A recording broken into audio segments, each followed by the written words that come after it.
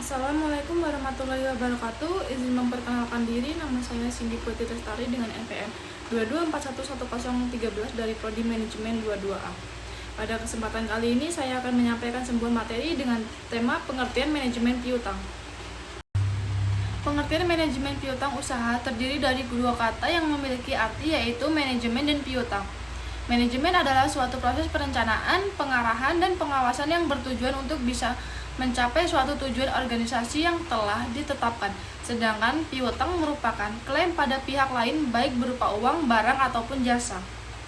Dari penjelasan di atas dapat diambil kesimpulan bahwa pengertian manajemen piutang adalah suatu proses perencanaan dan pengawasan dalam bentuk klaim kepada pihak lain, perorangan, badan usaha, maupun pihak tertagih atas setiap aktiva atau karyawan perusahaan yang timbul dari pelaksanaan transaksi. Untuk mengendalikan penjualan kredit, sebuah perusahaan juga perlu memisahkan keuangan pribadi dan usahanya, serta menetapkan kebijakan kredit pada bisnisnya.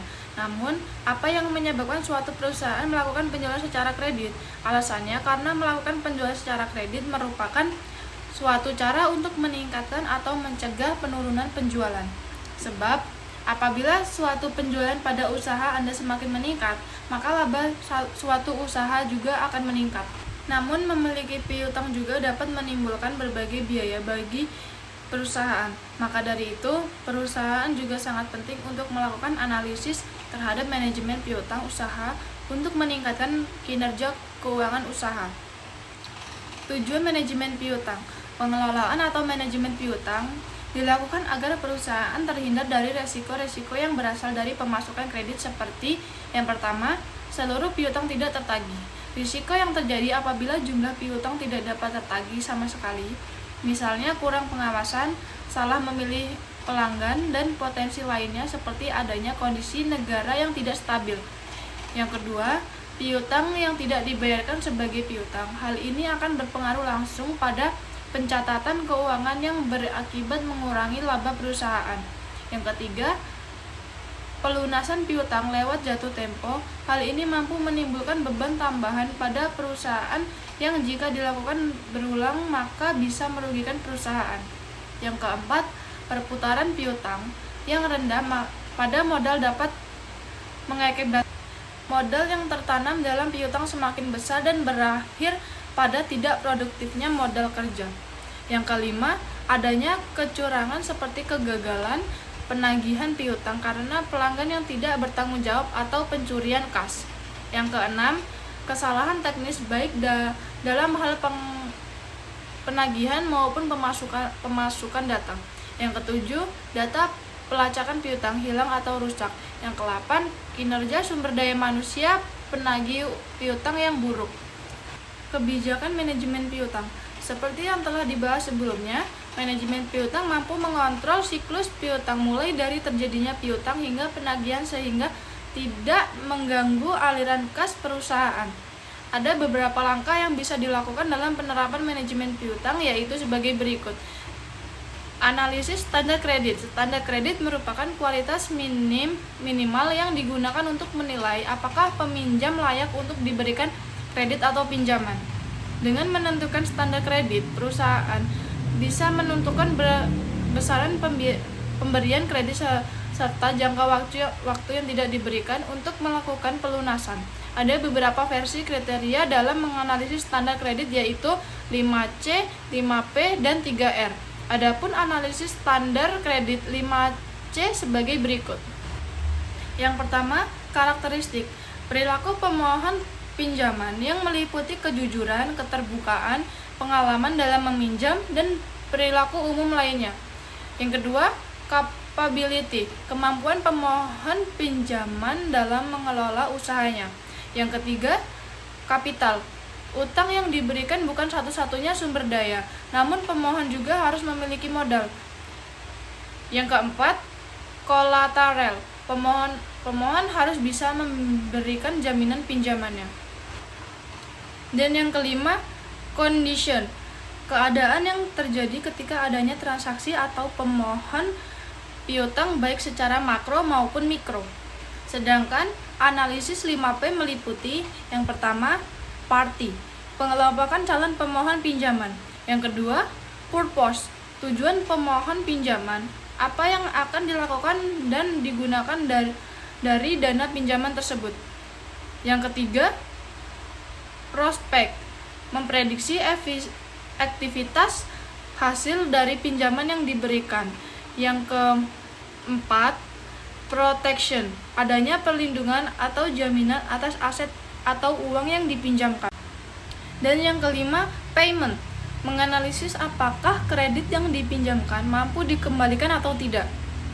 Di sisi lain, prinsip analisis kredit 3R dijabarkan lebih sederhana, namun cukup menggambarkan aspek-aspek sebelumnya, yaitu yang pertama, return, tingkat keberhasilan dari aktivitas piutang baik bagi peminjam maupun pemohon pinjaman. Yang kedua, repayment, kemampuan pemohon pinjaman untuk melunasi pinjamannya. Yang ketiga, risk, kemampuan pemohon dalam menanggung resiko apabila tidak mampu mengembalikan hutangnya. Persyaratan kredit. Persyaratan kredit yang dimaksud adalah meliputi ketentuan-ketentuan yang dibuat perusahaan dalam mengelola piutangnya. Syarat kredit meliputi penentuan periode kredit, potongan tunai, penetapan bunga, dan syarat-syarat lainnya yang diberikan kepada pemohon pinjaman. Umumnya, syarat kredit sangat dipengaruhi dengan jenis usaha yang dijalankan, bentuk kerjasama, kondisi kreditur maupun debitur, nilai ekonomis produk, dan sifat relatif lainnya. Kebijakan penagih. Kebijakan penagih utang sangat didasari oleh kebijakan kredit yang telah disepakati, misalnya jumlah pinjaman yang diterima, periode kredit, dan persyaratan khusus lainnya. Perusahaan harus jeli dalam menentukan kebijakan penagihan pinjaman, mulai dari media penagihan, apakah melalui email, penagihan langsung, atau melalui agen. Satu hal yang perlu diingat dalam menentukan kebijakan penagihan adalah strategi dalam penagihan itu sendiri. Misalnya, jika perusahaan terlalu agresif kepada peminjam, dalam hal ini konsumen bukan hal yang tidak mungkin apabila mereka akan beralih ke pesaing bisnis. Dalam hal pinjaman, karyawan misalnya, kebijakan pinjaman yang terbelit dan menyebabkan perusahaan kehilangan karyawan terbaiknya dan mungkin akan mempengaruhi kinerja perusahaan secara langsung. Kesimpulan, dalam mengelola piutang perusahaan diperlukan manajemen piutang yang handal, yang merupakan suatu proses perencanaan, pengorganisasian, pengarahan, dan pengawasan dalam bentuk klaim kepada debitur yang melaksanakan kredit tersebut. Utang dan piutang harus dicatat jelas dalam laporan keuangan agar bisnis dapat terus berjalan lancar dan kondisi keuangan sehat. Supplier Anda perlu dilunasi tepat waktu demi menjaga relasi yang baik dengan perusahaan, sementara customer terkadang lupa membayar utang apabila telah ditagih.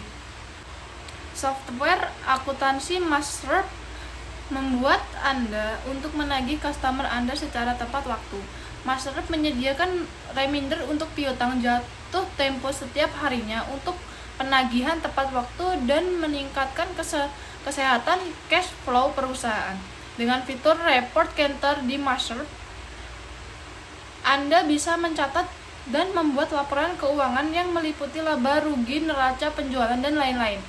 Pencatatan dan pelaporan manual tentu saja akan memakan banyak waktu dan memiliki peluang besar terjadinya human error. Ini akan mengakibatkan efisiensi dan produktivitas perusahaan Anda. Ciri-ciri piutang. Setelah membahas pengertian piutang, kali ini kita akan membahas karakteristik piutang. Adapun ciri-ciri piutang adalah sebagai berikut. Yang pertama, punya tanggal jatuh tempo. Piutang adalah transaksi dengan jatuh tempo tertentu berdasarkan kesepakatan pihak debitur yang berhutang dengan kreditur. Pemberian hutang tanggal jatuh tempo penting guna menjaga stabilitas arus kas perusahaan. Selain itu, penentuan jatuh tempo juga akan memudahkan akuntan dalam menyusun jurnal keuangan periodik. Yang kedua, dapat memiliki bunga. Ciri-ciri piutang berikutnya adalah perusahaan selaku pihak kreditur dapat menentukan apakah piutang yang dikeluarkannya memiliki bunga atau tidak. Jika perusahaan mewajibkan piutang dengan bunga, maka pelaporannya dalam jurnal wajib disendirikan. Yang ketiga, memiliki konsekuensi telat pembayaran. Ciri-ciri piutang yang terakhir adalah menimbulkan risiko saat telat bayar. Piutang adalah salah satu komponen aset penentu lancar tidaknya operasional perusahaan, sehingga perusahaan perlu memberikan konsekuensi tegas bagi pihak-pihak debitur yang telat melakukan pembayaran. Konsekuensi ini bisa berbentuk blacklist atau bahkan pelaporan ke pihak berwajib.